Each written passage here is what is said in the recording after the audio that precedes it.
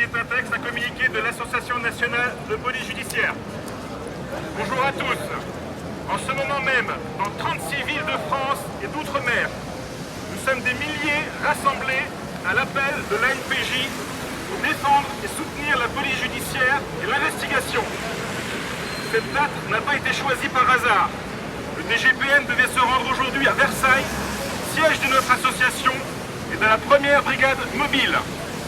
Il a préféré annuler ce déplacement, ainsi que ceux de Lyon et Rennes. Son tour des services a pris fin à Marseille il y a 10 jours, avec l'éviction brutale de M. Arella, à qui l'ANPJ apporte une nouvelle fois son soutien. Ce 17 octobre marque également les 2 mois d'existence de l'ANPJ, née d'une mobilisation inédite et massive des effectifs de la DCPJ. Ces plus de 2000 adhérents partagent tous leur attachement à la police judiciaire et au métier de l'investigation. L'association a pour objectif de défendre les intérêts des Français et la spécialisation des enquêteurs. Non seulement le projet de réforme de la police nationale n'améliorera pas le sort de nos concitoyens victimes de la délinquance du quotidien, mais en plus, il altérera fondamentalement la capacité des policiers à faire face à la criminalité organisée et complexe. Ce projet de réforme, qui était censé n'être qu'un changement de structure passant inaperçu, est devenu le sujet du ministère de l'Intérieur.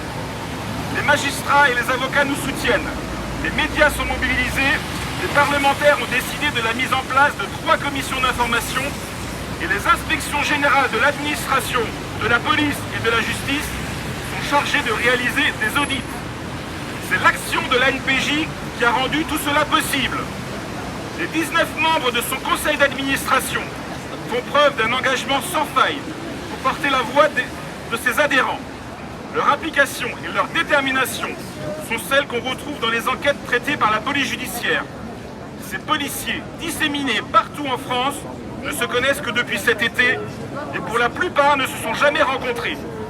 Leur action s'appuie sur les piliers qui font la force de la police judiciaire: la disponibilité, l'abnégation, la pugnacité, la solidarité, la cohésion, le mouvement et le sens du devoir.